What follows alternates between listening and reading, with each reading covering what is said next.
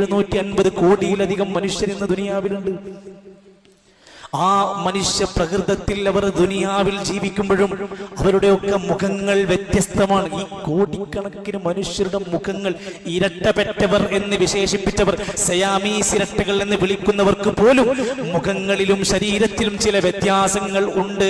ഒരുമ്മ പെറ്റ മക്കൾ പോലും വ്യത്യസ്ത ശരീരഘടനയിലാണ് ലോകത്ത് ജനിക്കുന്നത്.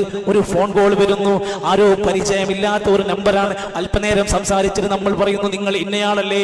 ശബ്ദം തിരിച്ചറിയാൻ പറ്റുന്ന വിധത്തിൽ ഭൂമിയിലെ കോടിക്കണക്കിന് മനുഷ്യരുടെ ശബ്ദം വ്യത്യാസമാകുന്നു. കാലുകൾ ഒന്ന് ആലോചിച്ചു നോക്കൂ. നമ്മൾ ഭൂമിയിലൂടെ എത്ര വർഷങ്ങളായി കാല് നമ്മൾ മാറ്റുന്നില്ല. ചെരുപ്പ് സമയാബന്ധിതമായി കൊണ്ടതിങ്ങനെ നശിച്ചു കേടുവന്നു പോകുമ്പോൾ പുതിയ ചെരുപ്പ് മാറ്റുമ്പോഴും അതേ കാലുകൊണ്ടാണ് നമ്മൾ ഈ ഭൂമിയിലൂടെ നടന്നു നീങ്ങുന്നത്. മനുഷ്യനൊന്ന് ചിന്തിക്കണം, ഈ ദുനിയാവിൽ ഒരു വസ്തു അള്ളാഹ് പടച്ചിട്ടുണ്ടെങ്കിൽ അത് വെറുതെ പടച്ചതല്ല.